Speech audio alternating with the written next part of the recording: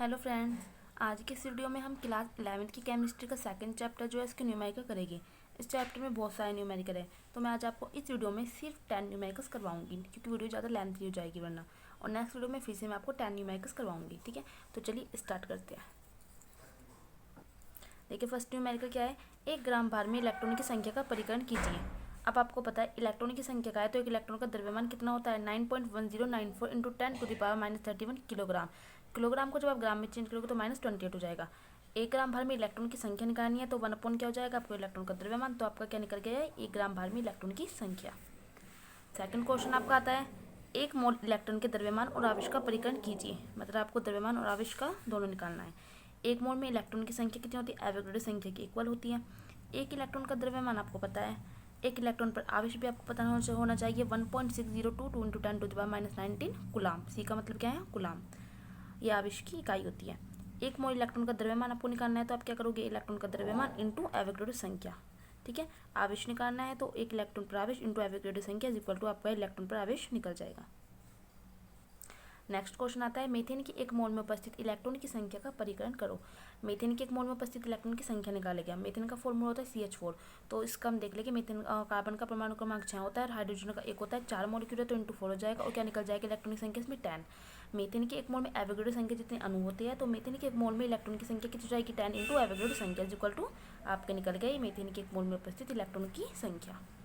Next question आता है 7 milligram 14 carbon में न्यूट्रॉनों की कुल संख्या बताओ। फर्स्ट पूछा है इसने कुल संख्या, सेकंड पूछा है कुल द्रव्यमान ज्ञात करो और न्यूट्रॉन का द्रव्यमान इन्होंने दिया है। तो फर्स्ट हम सॉल्व करते हैं कुल संख्या। तो देखिए इन्होंने कहा है कार्बन 14, ठीक है, मतलब 14 क्या है यहाँ पे 14 ग्राम दे दी इन्होंने कार्बन की मात्रा। उसके 1 मोल में इतने एवोगैड्रो संख्या जितने परमाणु उपस्थित है 7 मिलीग्राम। मिलीग्राम को जब हम ग्राम में बदलेंगे तो क्या आ जाएगा 0.007 ग्राम।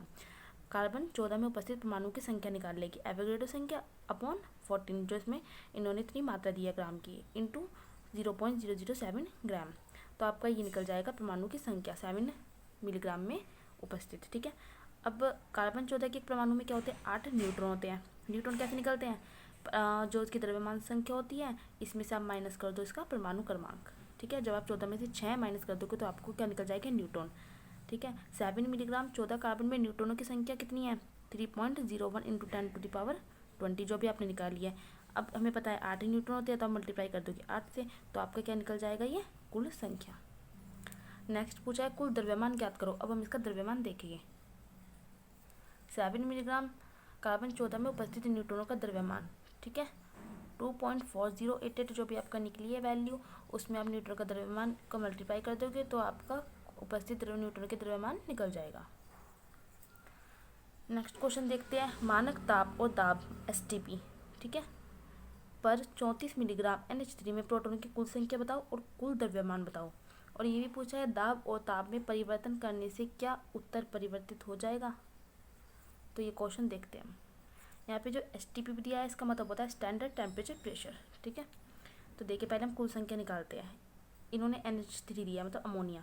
NH3 के एक अणु में प्रोटॉन की संख्या निकाल लेंगे हम। N का क्या होता है परमाणु क्रमांक 7, हाइड्रोजन का 1 होता है, 3 मॉलिक्यूल है इंटू हो जाएगा 3, कितने निकल गए 10 निकल गए प्रोटॉन की संख्या। STP पर 1 मोल अमोनिया में कितने होते हैं एवोगैड्रो संख्या जितने अणु होते हैं, और इन्होंने कहा है 34 मिलीग्राम। तो 34 मिलीग्राम को ग्राम में जब चेंज कर लेंगे तो 0.034 आ जाएगा।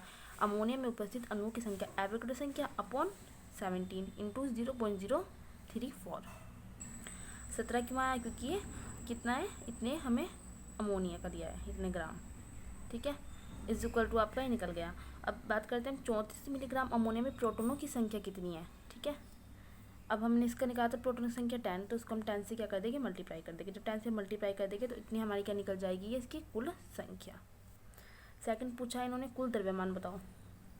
34 मिलीग्राम अमोनिया में प्रोटॉन का कुल द्रव्यमान, ठीक है, जितनी हमारी प्रोटॉन की कुल संख्या निकली थी उसको मल्टीप्लाई कर देंगे किससे 1.6762 इंटू 10⁻27। अब ये क्या है, ये हमारा प्रोटॉन का द्रव्यमान होता है। ठीक है, ये वैल्यू कौन सी है प्रोटॉन का द्रव्यमान, इसको जब आप मल्टीप्लाई कर दोगे तो प्रोटॉन का कुल द्रव्यमान निकल जाएगा। तो कुल संख्या भी आपने निकाल ली और कुल द्रव्यमान भी आपने इसमें निकाल लिया। नेक्स्ट पूछा है दाब और ताप में परिवर्तन से क्या उत्तर चेंज हो जाएगा। नहीं, इसमें कोई चेंज नहीं होगा, तो कोई प्रभाव नहीं पड़ता। नेक्स्ट क्वेश्चन दिया है निम्न नाभिकों में उपस्थित न्यूट्रॉन और प्रोटॉन की संख्या बताइए। बहुत इजी सा क्वेश्चन है, आपको दिया है ये वाला carbon, oxygen, magnesium, iron, strontium, और इसमें आपको न्यूट्रॉन और प्रोटॉन की संख्या बतानी है। तो सबसे पहले आप क्या करोगे, सारे तत्व लिख लोगे जो आपको दिया है, जैसे कार्बन दिया है, oxygen, magnesium, iron and strontium, उनके परमाणु क्रमांक जो आपको दे रखे हैं 6, 8, 12, 26, 38, ठीक है। सबके आपने क्या लिख रही है, परमाणु क्रमांक। नेक्स्ट रो में द्रव्यमान संख्या लिख लोगे आप, आपको दिया 13, 16, 24, 56, 88, ठीक है। उसके बाद आपको प्रोटॉन की संख्या जो आपको निकालनी है। प्रोटॉन की संख्या क्या होती है, जो परमाणु क्रमांक होता है वो प्रोटॉनों की संख्या होती है, तो परमाणु क्रमांक जो है वो इसकी प्रोटॉनों की संख्या होगी और प्रोटॉन की संख्या होगी। अब आपसे पूछा है न्यूट्रॉनों की संख्या, मैंने आपको बताया न्यूट्रॉनों की संख्या कैसे निकलती है, जो द्रव्यमान संख्या होती है उसमें से आप परमाणु क्रमांक माइनस कर दोगे, ठीक है। 13 - 6 या प्रोटॉन की संख्या परमाणु क्रमांक तो क्या होता है 16 - 8, 24 - 12, 56 - 26, 88 - 38, तो जो आपका निकलेगा वो आपके न्यूट्रॉनों की संख्या हो जाएगी, ठीक है। नेक्स्ट क्वेश्चन आता है दिए गए परमाणु द्रव्यमान को ए से डिनोट करते हैं और परमाणु क्रमांक को जेड से वाले परमाणु का पूर्ण प्रतीक लिखिए। देखिए आपको ये क्वेश्चन दे देगा, ये आंसर है इसका, ठीक है। जैसे आपको जेड दे दे 17, जेड का मतलब क्या होता है परमाणु क्रमांक, और द्रव्यमान दे दिया इतना, तो आपको बताना है ये कौन सा तत्व है जिसका परमाणु क्रमांक 17 है, तो आपको ये याद होना चाहिए। अब हमें पता है क्लोरीन जो होता है इसका परमाणु क्रमांक 17 है और उसकी द्रव्यमान संख्या 35 होती है, तो उसका सिंबल कौन सा हो गया, क्लोरीन। और 92 किसका होता है, यूरेनियम का। यूरेनियम का क्या हो गया 92 परमाणु क्रमांक, और परमाणु भार कितना हो गया 233, ठीक है। अब 4 पूछा है, जेड कितने दे दिया 4, मतलब परमाणु क्रमांक 4 है। अब हमको पता है 4 किसका होता है, बैरिलियम का, परमाणु क्रमांक 4 और 9 इसका परमाणु भार हो गया। तो ये वाला क्वेश्चन भी सॉल्व हो गया। अब हम देखते हैं नेक्स्ट क्वेश्चन। नेक्स्ट क्वेश्चन में पूछा है सोडियम लैंप द्वारा उत्सर्जित पीले प्रकाश की तरंग दैर्ध्य को प्रदर्शित करते हैं हम लैम्डा से, 580 नैनोमीटर है। इसकी आवृत्ति, फ्रीक्वेंसी और तरंग संख्या ज्ञात करो, ठीक है। अब हमको लैम्डा मतलब तरंग दैर्ध्य दे दिया है 580 नैनोमीटर, ठीक है। अब हम नैनोमीटर को चेंज करेंगे मीटर में, तो 1 नैनोमीटर में 10⁻⁹ मीटर होते हैं, तो हमने इसको नैनोमीटर से मीटर में चेंज कर लिया। अब आपको पता है प्रकाश का वेग कितना होता है 3.0 × 10⁻⁻8 मीटर सेकंड इनवर्स, ठीक है। अब आपको क्या निकालनी है, आवृत्ति, फ्रीक्वेंसी और तरंग संख्या। आवृत्ति को हम डिनोट करते हैं वी से, इज इक्वल टू इसका फॉर्मूला होता है C/λ। सी क्या होता है प्रकाश का वेग, लैम्डा क्या होती है तरंग दैर्ध्य। जो दोनों आपके पास है आपने इसकी डिवाइड करोगे तो आपकी आवृत्ति, फ्रीक्वेंसी निकल जाएगी। फ्रीक्वेंसी का यूनिट क्या होती है, सेकंड इनवर्स। नेक्स्ट आपको निकालना है तरंग संख्या, इसे हम न्यू बार से प्रदर्शित करते हैं। इसका फॉर्मूला होता है 1/λ। लैम्डा की वैल्यू आपके पास है, तो जब आप इसे डिवाइड करोगे तो आपकी निकल जाएगा तरंग संख्या। ये बहुत सिंपल सा क्वेश्चन है। नेक्स्ट क्वेश्चन देखते हैं। नेक्स्ट क्वेश्चन में क्या आता है, प्रत्येक ऐसे फोटोन की ऊर्जा ज्ञात करो। फर्स्ट दिया इन्होंने जो 3 × 10⁻16 HZ क्या होता है, हर्ट्ज। ये क्या होती है, आवृत्ति की यूनिट होती है, हर्ट्ज, ठीक है। जो इतने हर्ट्ज आवृत्ति वाले प्रकाश के संगत हो, ठीक है। जब फोटोन की बात करते हैं तो हम फॉर्मूला लगाते हैं E = hν। एच क्या होता है, प्लांक कांस्टेंट। प्लांक कांस्टेंट की वैल्यू होती है 6.626 × 10⁻34। ये आपको याद होनी चाहिए। न्यू की वैल्यू इन्होंने दे ही रखी है फ्रीक्वेंसी की, तो जब आपको मल्टीप्लाई कर दोगे तो आपको इतनी जूल निकल जाएगी ऊर्जा। सेकंड पूछा है जिसकी तरंग दैर्ध्य मतलब लैम्डा जिसका 0.50 एंगस्ट्रॉम हो। लैम्डा कितना दिया है 0.50 एंगस्ट्रॉम, ठीक है। अब हम एंगस्ट्रॉम को मीटर में चेंज करेंगे, तो 1 एंगस्ट्रॉम इज इक्वल टू होता है 10⁻⁻10 मीटर। तो एंगस्ट्रॉम को हमने मीटर में चेंज कर दिया। अब अपने फॉर्मूला लगा दिया E = hc/λ। एच भी आपको, एच की वैल्यू आपको पता है, प्लांक कांस्टेंट की वैल्यू कितनी होती है, प्रकाश का वेग c, उसकी वैल्यू आपको पता है, लैम्डा की वैल्यू आपने निकाल ली है। तो आप जब सॉल्व करोगे तो आपके पास इतनी आ जाएगी, ठीक है। नेक्स्ट क्वेश्चन देखते हैं। 2.0 × 10⁻⁻10 सेकेंड काल वाली, ये क्या है, आवर्त काल दे दिया इन्होंने, ठीक है। आवर्त काल वाली प्रकाश तरंग की तरंग दैर्ध्य लिए आवृत्ति और तरंग संख्या इनकी गणना करो। मतलब हमको लैम्डा भी निकालना है, फ्रीक्वेंसी भी निकालनी है और तरंग संख्या भी निकालनी है। अब आपको पता है आवृत्ति का फॉर्मूला क्या होती है 1/, आवर्तकाल। 1 आवर्तकाल आपको दे रखा है, मैंने आपको बताया, सेकंड लिखा है यहाँ पे, आवर्तकाल दे रखा है, तो आपको जब इसको डिवाइड करोगे तो आपका आंसर निकल जाएगा। तरंग दैर्ध्य लैम्डा निकालनी है, इसका फॉर्मूला होता है C/ν। सी प्रकाश का वेग आपको पता है और न्यू आपने निकाल ही लिया ऐसे भी, ठीक है। इसकी वैल्यू रख दोगे तो ये डिवाइड करोगे आ जाएगा तरंग दैर्ध्य।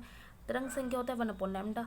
1 लैम्डा अब आपने निकाल ही लिया है, तो लैम्डा की वैल्यू रखोगे तो आपका निकल जाएगा। मतलब सबसे पहले आपको आवृत्ति ही निकालनी है, फिर आपको तरंग दैर्ध्य निकालना है, फिर आपको तरंग संख्या निकालनी है। नेक्स्ट क्वेश्चन आता है ऐसा प्रकाश जिसकी तरंग दैर्ध्य 4000 pm हो, pm मतलब पिकोमीटर, और जो 1 जूल ऊर्जा दे के फोटोन की संख्या बताइए। अब आपको लैम्डा कितना दिया है इन्होंने 4000 पिकोमीटर। पिकोमीटर को मीटर में चेंज करोगे, 1 पिकोमीटर इज इक्वल टू होता है 10⁻⁻12 मीटर, ठीक है। फोटोन की संख्या बतानी है तो lambda is equal to V is equal to C/λ। C की वैल्यू आपको पता है, लैम्डा की वैल्यू दे रखी है इन्होंने, डिवाइड करोगे तो आपका क्या निकल जाएगा V, ठीक है।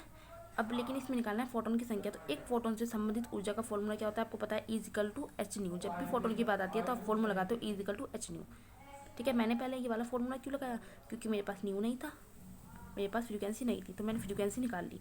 अब प्लांक कांस्टेंट की वैल्यू रखोगे, इंटू कर दोगे आप इसमें न्यू, उसके बाद आपका क्या निकल जाएगा, फोटोन से संबंधित ऊर्जा। फोटोन की वह संख्या वह जो 1 जूल ऊर्जा उत्पन्न करती है। ठीक है, 1 जूल की बात हो रही थी ना, तो क्या करेंगे 1/, जितनी उसकी संबंधित ऊर्जा निकली अपॉन में कर देंगे, उसको डिवाइड कर देंगे, तो आपको क्या निकल जाएगा, फोटोन की संख्या जितनी ऊर्जा देती है वो। ठीक है, चलिए नेक्स्ट क्वेश्चन देखते हैं। यदि 4 × 10⁻⁷ मीटर तरंग दैर्ध्य वाला एक फोटोन 2.13 EV क्या होता है, इलेक्ट्रॉन वोल्ट, ये कार्य का एक मात्रक होता है ऊर्जा का। कार्य फलनवाही धातु की सतह से टकराता है तो फर्स्ट दिया इन्होंने फोटोन की ऊर्जा बताओ, उत्सर्जन की गतिज ऊर्जा बताओ, प्रकाश या इलेक्ट्रॉन के वेग का परिकलन कीजिए। ठीक है, तो चलिए पहले हम देखते हैं आइंस्टीन के प्रकाश वैद्युत समीकरण के अनुसार H⁻ W + ½ mv²। H क्या है, प्लांक कांस्टेंट, न्यू क्या है, फ्रीक्वेंसी, W क्या होता है, कार्य वर्ग, प्लस ½ m क्या होता है, द्रव्यमान, V क्या होता है, वेग।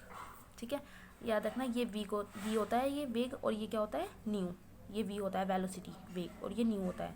तो सबसे पहले हम यहाँ से क्या निकाल लेंगे, न्यू फ्रीक्वेंसी। ठीक है, न्यू C/λ, फॉर्मूला आपको पता है, C की वैल्यू आपको पता है, लैम्डा की वैल्यू उन्होंने दे दी है। ठीक है, तो आप यहाँ से फ्रीक्वेंसी निकाल लोगे। उसके बाद ठीक है, यहाँ से हमारी ये फ्रीक्वेंसी निकल गई। अब हम निकालेंगे W, क्योंकि हमारे पास वर्क हमें दिया गया है 2.13 इलेक्ट्रॉन वोल्ट। ठीक है, 2.13। अब इलेक्ट्रॉन वोल्ट को आप खोल के लिख लोगे।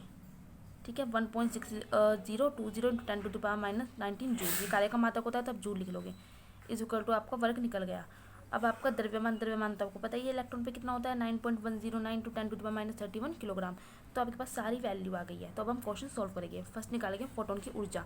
फोटोन की ऊर्जा की जब बात आती है तो फॉर्मूला लगता है H⁻। कितना होता है, H हमारे पास पता है प्लांक कांस्टेंट, न्यू हमने निकाल ही लिया है 7.5। तो जब मल्टीप्लाई करेंगे तो हमें फोटोन की ऊर्जा निकल गई इतनी। अब अपॉन में क्या कर देंगे इसके, जितना हमारा क्या है ये इलेक्ट्रॉन पे आवेश, उससे हम जब इसको मल्टीप्लाई करेंगे तो हमारी क्या निकल जाएगी, फोटोन की ऊर्जा। बात है उत्सर्जन की गतिज ऊर्जा का फॉर्मूला क्या होता है, ½ mv²। ठीक है, यहीं से हमने ये फॉर्मूला यहीं से लिया है हमने, ½ mv² निकालना है हमें, H⁻ - W हो जाएगा। अब हमारे पास H⁻ जो है उसकी वैल्यू भी है। ठीक है, हमने H⁻ निकाला अभी 4.97 × 10⁻19, माइनस करना है वर्क की वैल्यू भी हमारे पास है, तो जब इसके माइनस कर देंगे तो हमारे पास क्या निकल जाएगा, इतनी वैल्यू आ जाएगी। आप इसको इलेक्ट्रॉन वोल्ट में भी चेंज कर सकते हो, ये भी लिख सकते हो और ये भी लिख सकते हो। थर्ड हमसे पूछा है इसने, प्रकाशीय इलेक्ट्रॉन के वेग का परिकलन कीजिए। अब इसमें वेग पूछा है इन्होंने। ठीक है, ½ mv² = 1.56 × 10⁻⁻19, ये तो निकला है आपका ½ mv² गतिज ऊर्जा। अब यहाँ से हम V निकाल लेंगे। ठीक है, V निकाल ले तो 2 × 1.56 × 10⁻⁻19 हो गया, और द्रव्यमान इसके अपॉन में चला गया, स्क्वायर हो गया। ठीक है, जब आप इसे सॉल्व करोगे तो आपका ये निकल जाएगा इसकी वेग इसका। ठीक है, क्वेश्चन थोड़ा लेंथी है, लेकिन अगर आप करोगे तो आराम से समझ आ जाएगा। अब देखते हैं लास्ट क्वेश्चन, अपनी वीडियो का हम लास्ट क्वेश्चन 10 क्वेश्चन देखते हैं। ठीक है, सोडियम परमाणु के आयनन के लिए 242 नैनोमीटर तरंग दैर्ध्य की विद्युत चुंबकीय विकिरण प्राप्त होती है। सोडियम की आयनन ऊर्जा kg मोल इनवर्स में ज्ञात करो। देखिए प्रति परमाणु, इसका आंसर क्या हो जाएगा कि प्रति परमाणु सोडियम की आयनन ऊर्जा जो होती है प्रकाश की ऊर्जा के बराबर होती है। ठीक है, प्रकाश की ऊर्जा का फॉर्मूला क्या होता है, Hc/λ। H प्लांक कांस्टेंट आपको पता है, प्रकाश का वेग भी पता है, लैम्डा इन्होंने दे रखा है 242 नैनोमीटर को मीटर में चेंज करके 10⁻⁹ लगाओगे आप। ठीक है, जब सॉल्व करोगे तो इतना आ जाएगा। प्रति मोल सोडियम की आयनन ऊर्जा आपको निकालनी है, तो इंटू इसमें क्या कर दोगे, एवोगाड्रो संख्या, तो आपका क्या निकल जाएगा ये। अब ये हमारा जूल में निकला है, तो इसे किलो जूल में बदलने के लिए आप 10⁵ हटा दोगे। ठीक है, तो ये हमारा इस वीडियो का लास्ट क्वेश्चन था।